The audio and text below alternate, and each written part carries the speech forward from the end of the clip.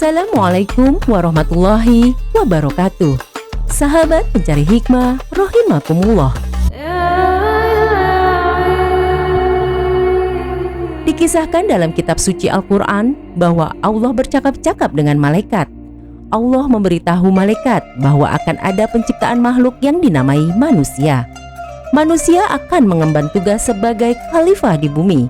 Malaikat protes, tidak setuju dengan hal yang direncanakan.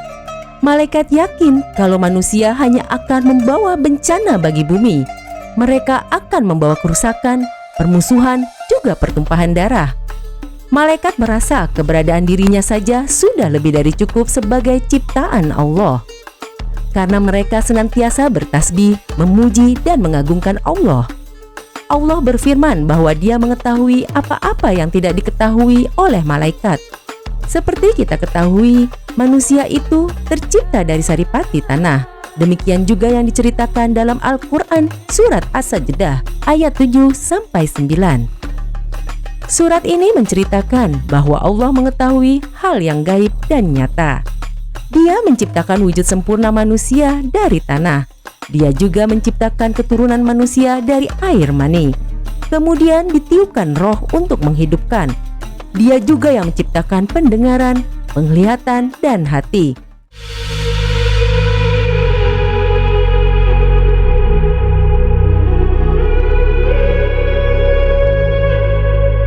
Setelah Nabi Adam diciptakan, Allah memberikan perintah pada malaikat dan iblis untuk bersujud padanya. Walaupun para malaikat diciptakan dari cahaya, mereka taat pada perintah Allah. Para malaikat kemudian bersujud pada Nabi Adam. Lain halnya dengan iblis, dia merasa derajatnya lebih tinggi dari Nabi Adam dan menolak untuk bersujud. Iblis memang diciptakan dari api, itu sebabnya ia tidak mau bersujud pada Nabi Adam. Nabi Adam yang diciptakan dari tanah dianggap lebih hina kemuliaannya oleh iblis. Surat Al-Baqarah ayat 34 menjelaskan hal ini. Sujudlah kamu kepada Adam, maka sujudlah mereka, kecuali iblis. Ia enggan dan takabur, dan ia termasuk golongan orang-orang yang kafir. Kelancangan iblis membangkang membuat Allah sangat murka. Iblis telah durhaka, dan hukumannya adalah keluar dari surga. Iblis yang sombong bukannya bertaubat dengan hukuman yang diberikan, ia malah mengeluarkan sumpah akan menggoda Nabi Adam dan keturunannya agar sesat. Iblis ingin manusia menemani dirinya di neraka. Sahabat pencari hikmah rahimakumullah. Nabi Adam memiliki segalanya di surga. Adam bisa mengambil dan menikmati apa saja yang ada di dalamnya. Walaupun begitu, Adam merasa kesepian. Kodratnya sebagai manusia yang butuh ada manusia lain yang muncul. Adam menginginkan teman untuk menemani hari-harinya. Mengetahui Adam yang kesepian, Allah Subhanahu wa Ta'ala akhirnya menciptakan Hawa. Hawa diciptakan dari tulang rusuk Nabi Adam ketika sedang tidur.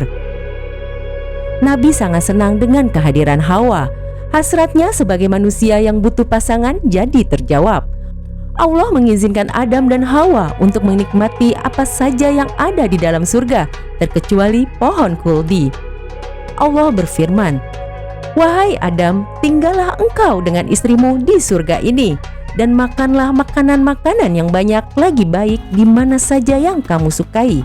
Dan janganlah kamu mendekati pohon ini yang menyebabkan kamu termasuk orang-orang yang zalim."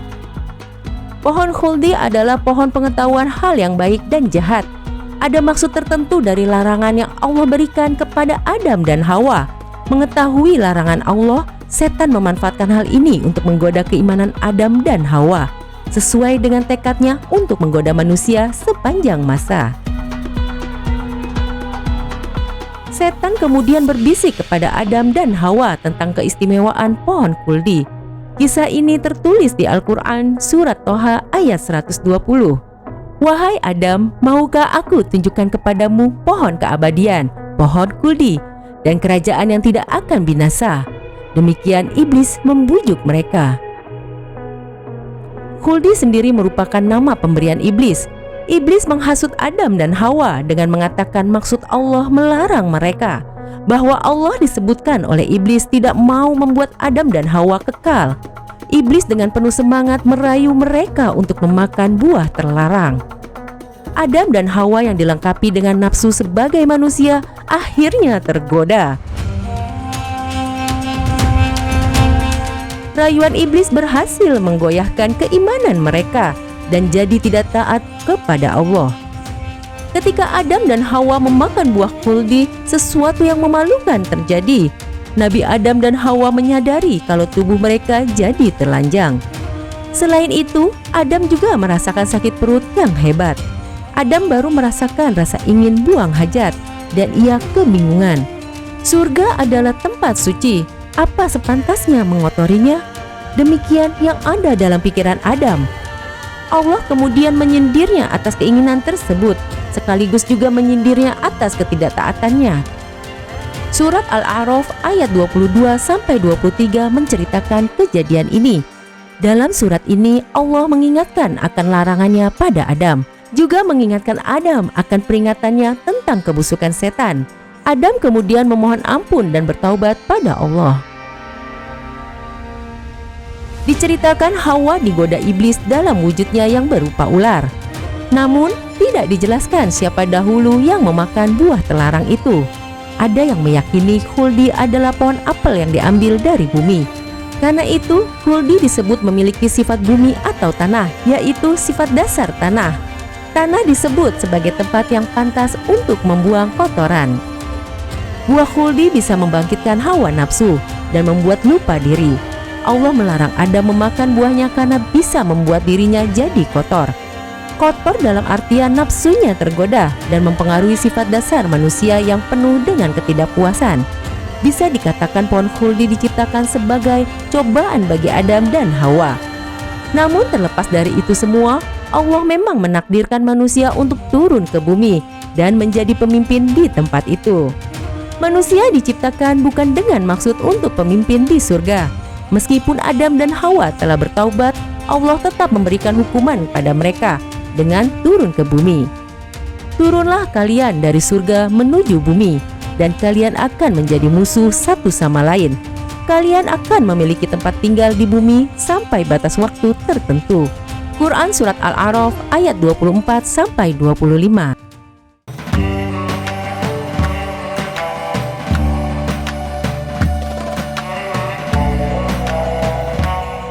Nabi Adam dan Hawa tidak diturunkan pada tempat yang sama. Nabi Adam diturunkan di puncak Bukit Sri, pada di daerah Sri Lanka. Sedangkan Hawa diturunkan di daerah Arab. Mereka berdua bingung dan sedih karena diturunkan terpisah. Namun Adam dan Hawa yakin satu sama lainnya akan saling bertemu lagi. Lalu setelah 40 hari, mereka pun dipertemukan kembali oleh Allah di Jabal Rahmah. Nabi Adam dan Hawa memulai kehidupan baru sebagai manusia biasa.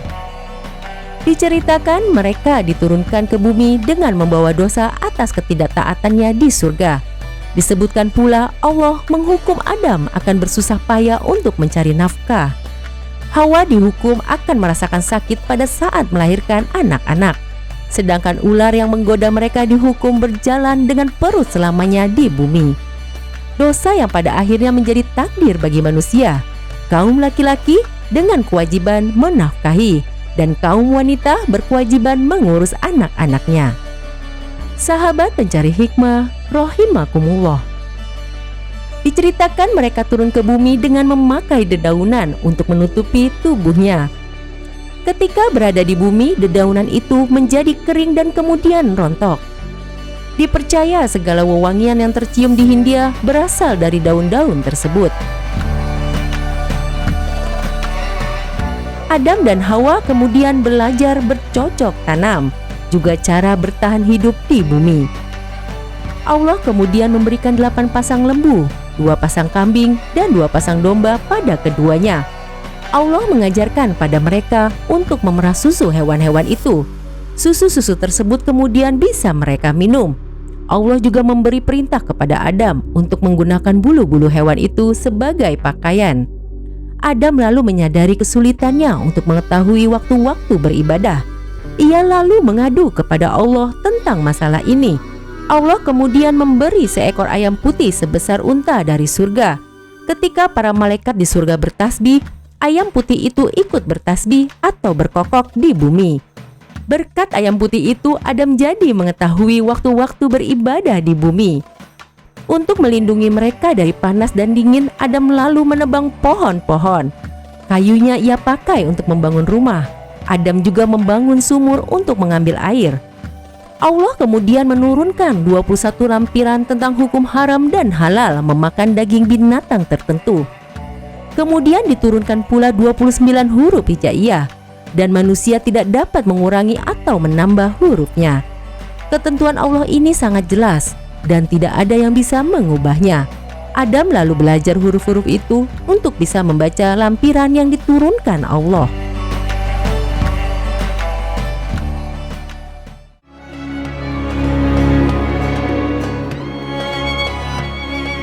Sahabat pencari hikmah, rahimakumullah. Allah memperlihatkan kuasanya dengan memberi mereka anak sepasang-sepasang. Setiap Hawa mengandung pasti melahirkan anak kembar. Hawa kemudian merasakan proses mengandung. Ia terkejut ketika janin dalam perutnya bergerak-gerak. Hawa tidak yakin dari mana tempatnya yang bergerak di perutnya itu akan keluar. Ketika waktu melahirkan tiba, Hawa merasakan proses sakitnya. Hawa melahirkan anak kembar, Habil dan Layutsa. Waktu mengandung anak yang kedua pun tiba. Hawa melahirkan anak kembali, Qabil dan Iklimah. Sepasang anak laki-laki dan perempuan selalu dilahirkan olehnya. Diceritakan Hawa melahirkan dan mengandung sejumlah 20 bilangan. Setiap melahirkan pasti sepasang, laki-laki dan perempuan. Diceritakan juga anak-anak yang dikandung Hawa sebanyak 200 orang. Semua dilahirkan kembar kecuali Syeds yang memiliki Nur Mustafa SAW di keningnya. Dikisahkan juga anak cucu Nabi Adam bertambah terus hingga 40.000 orang laki-laki dan perempuan. Pada saat anak cucu Adam berkembang, banyak terjadilah pertengkaran dan pertikaian. Maka Allah memberinya tongkat dari surga untuk mendidik mereka yang membangkang. Sahabat pencari hikmah, rahimakumullah.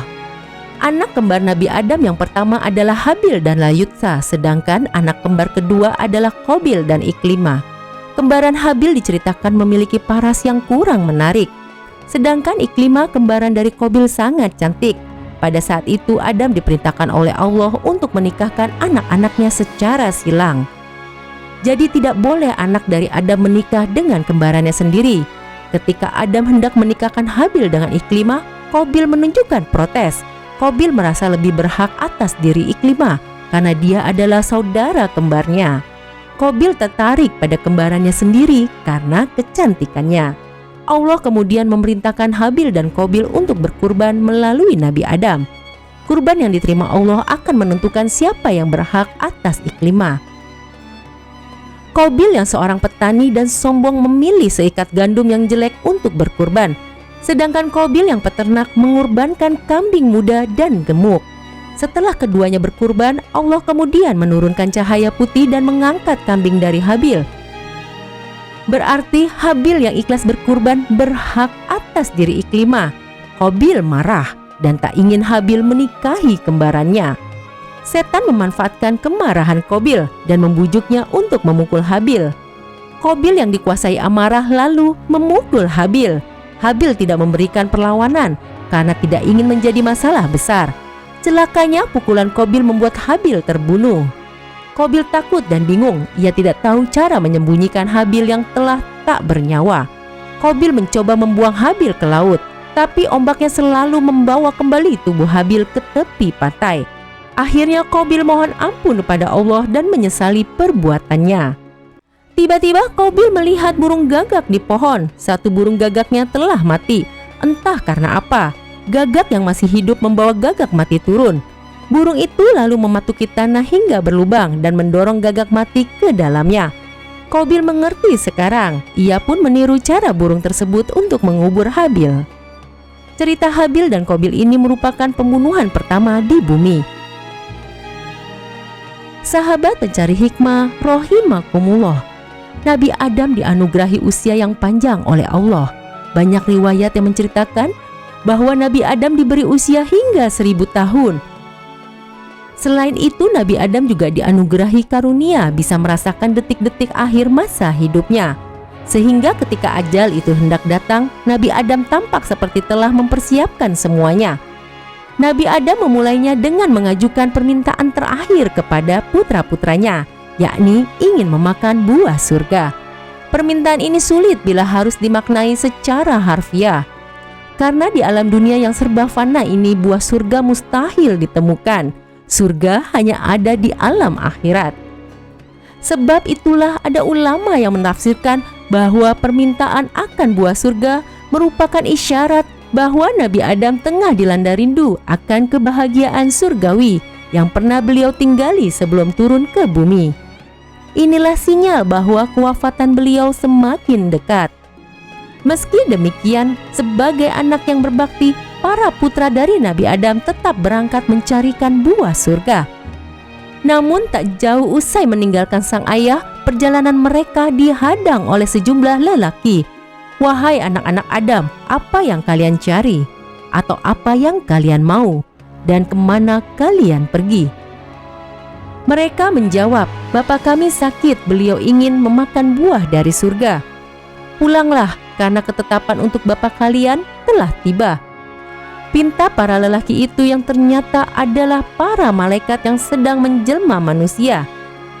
Di tangan mereka sudah tersedia kafan, wewangian, serta sejumlah perangkat yang lazim diperlukan untuk menggali kubur, kapak, cangkul, dan sekop. Saat para malaikat itu datang, Hawa melihat dan mengenali mereka, maka ia pun berlindung kepada Nabi Adam. Menjauhlah dariku, aku pernah melakukan kesalahan karenamu. Biarkan aku dengan malaikat Tuhanku, Tabaraka wa Ta'ala, kata Nabi Adam kepada Hawa. Para malaikatlah yang mencabut nyawa Nabi Adam, lantas memandikannya, mengkafaninya, memberikan wewangian, menyiapkan liang lahat, juga mensolatinya. Selanjutnya mereka turun ke kuburnya, memasukkan jenazah Adam ke dalam, lalu mereka meletakkan bata di atasnya. Usai naik ke atas kubur, mereka pun menimbunnya dengan batu. Mereka berseru, Wahai anak cucu Adam, ini adalah sunnah kalian.